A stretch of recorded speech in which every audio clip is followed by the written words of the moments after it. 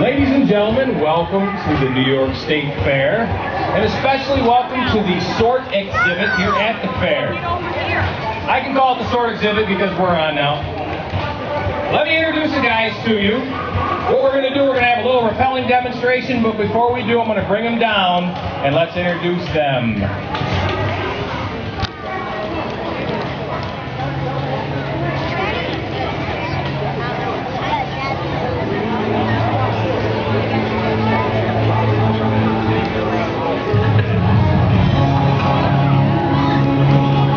If you look at the left of the tower, you have Trooper Eric Osborne.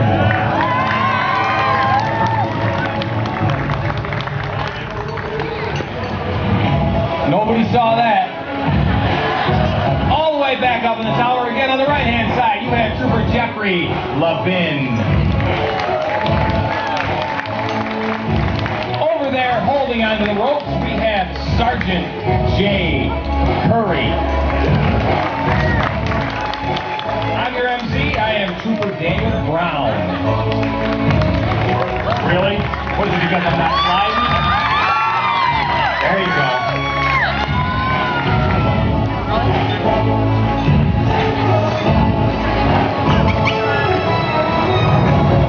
All right, back on the tower. On the left-hand side, you have Trooper Michael Muse. On the right-hand side, Trooper Thomas O'Connor.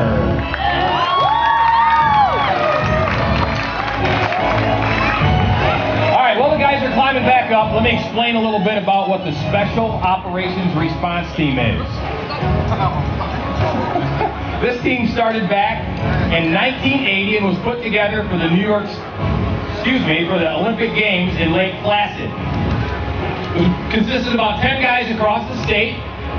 They all went to Albany and trained for about 9 weeks, and they were expected to be used if there was any problems at the Olympics.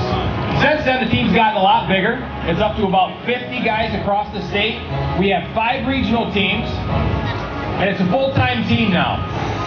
Ever since 2009. We basically do everything a normal SWAT team does. We do drug raids, we do violent felony arrest, we do dignitary protection, we do hostage rescue, but one of the things we really enjoy doing is rope rescue, and that's what we're doing here today. So the first thing I'm going to show you is a little bit about safety. The device we use is called a figure 8. That's what Jay has in his hand right there. You feed the rope through that in a particular manner, so if you put tension on the line below that figure 8, it creates friction in there. You put enough tension in, you get a lot of friction that'll cause you to stop. Well, we can simulate that by someone on the ground pulling the rope and putting tension in the line. And we're going to demonstrate that. That's called a belay.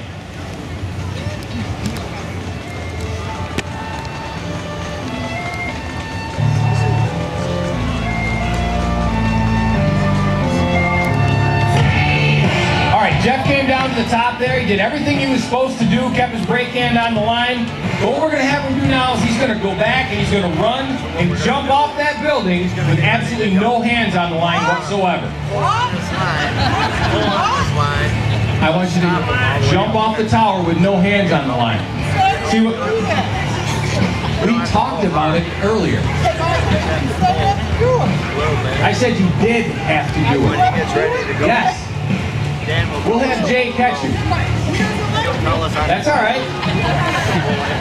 Ladies and gentlemen, this works about 40% of the time. So I can see why Jeff's a little hesitant. But I'm sure he'll catch you this time. You ready to go? Yeah. I know he doesn't like me, but if we're going to do this, should he be on the blue rope? What? Should he be on my rope? Jay. Blue line. Blue line. Blue line. Right. Come on, Sarge, get on the same channel. All right, all right, let's give Jeff some encouragement before he jumps. All right, here we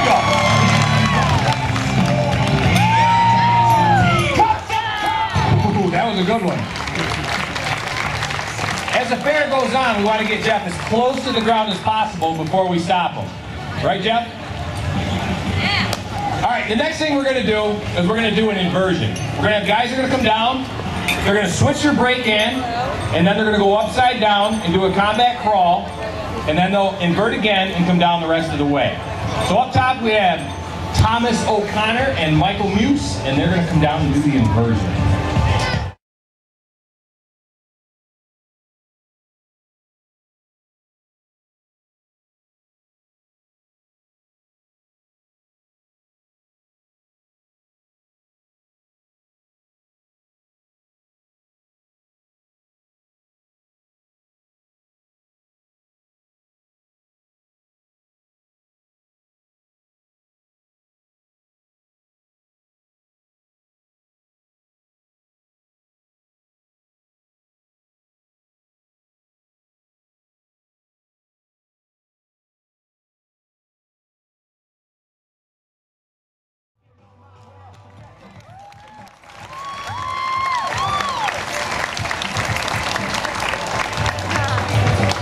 Very nice, fellas.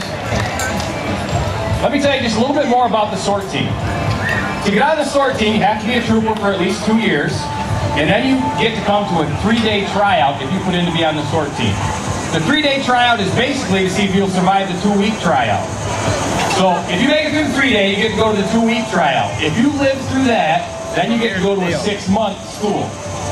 So on the tower, everybody except for myself, Jay Curry and Jeff Levin just graduated from that school about 2 weeks ago. So let's give them a big round of applause.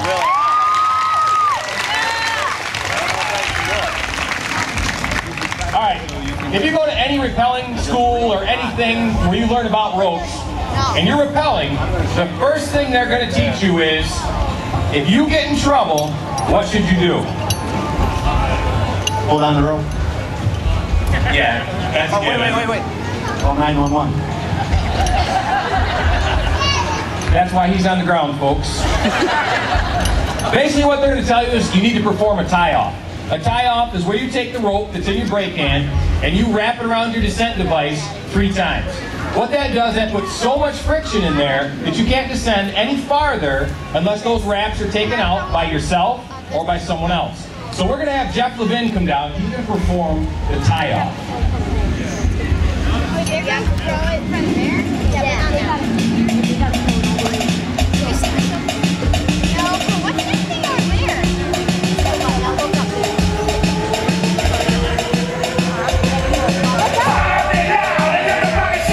I've been here for it.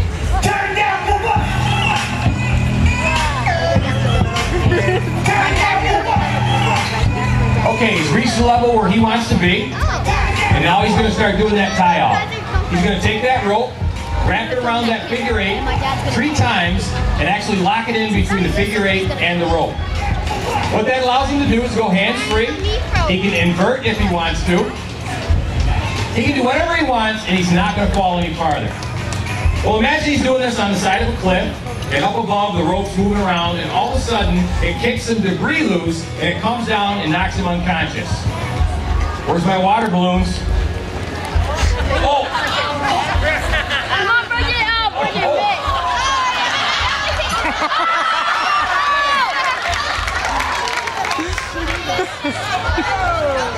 All right. Yes. Yes, that's what I'm talking about. Close. I have some more surprises for you. I'm going to the store to get some lawn darts tonight. All right. Well, he's knocked unconscious. We just can't leave him hanging there. So all the way up at the top, we have Eric Osborne. He's going to come down and perform a kick-up. A pick-off.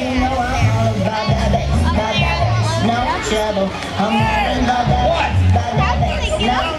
I picked it for you. You want something different? Okay.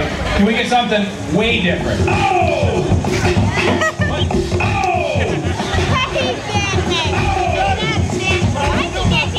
Listen, you've been on the team a week and you're picky already. Do we have anything else?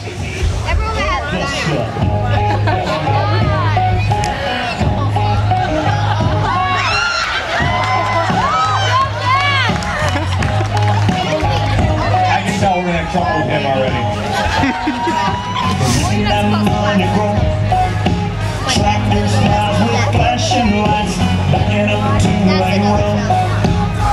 They've hit one last lap around. All right, as Ozzy's coming down, you're going to notice he has a piece of equipment on his line that's totally different than what anybody else has.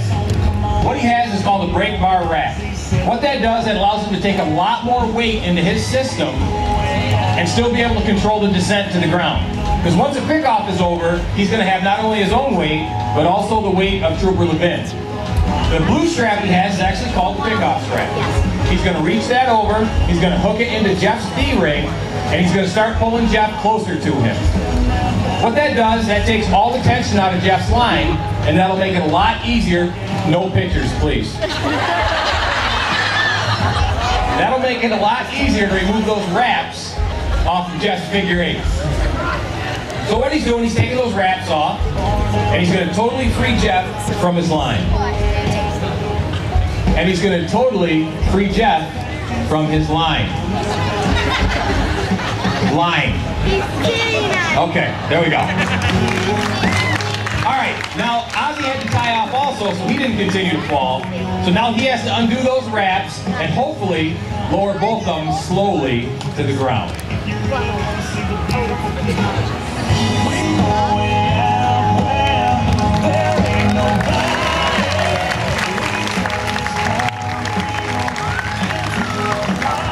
All right, we got one more thing for you.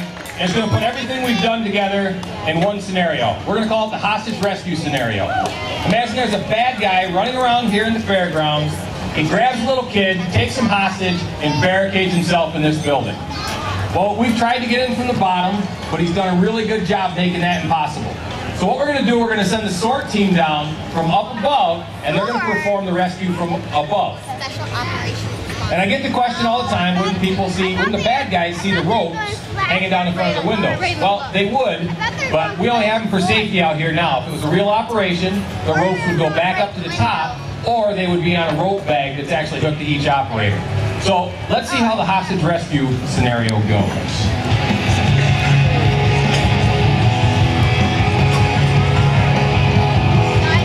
Okay, Tom came down. He's landed quietly on the roof, and now he's going to do that inversion. He's going to start looking in those windows from the top. He's working his way over. He's looking in that top window. Doesn't see anything. He signaled back up to Mike. There's nothing in there. And now he's going to slowly and quietly work his way down to that next window.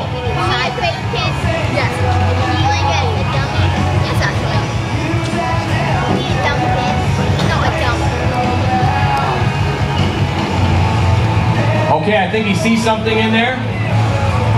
He's pointing back up to Mike to come down and make the rescue. Now, before Mike goes in the window, Tom is going to deploy an NFDD. That's a noise flash diversionary device. It makes a really bright flash of light and a really big bang, and that'll distract and disorient anybody inside. Mike, come on down and do the rescue.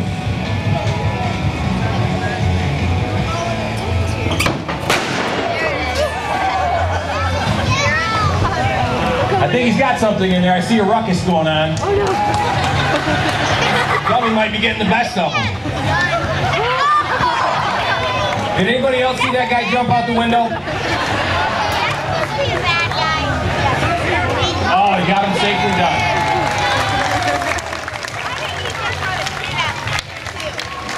The guys really enjoy coming out and putting on a show for you. It's a nice little break, but it really is a dangerous job that we do.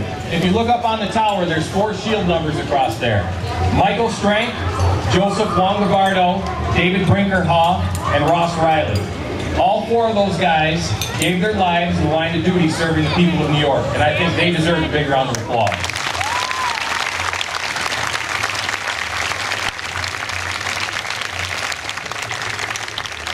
Thank you very much for coming to the show. The guys will be around up front if anybody wants to talk to them, has any questions. They have stickers for the kids, and there's a couple of these guys that really like their picture taken. Before you leave, make sure you check out the Trooper Foundation on the front of the building.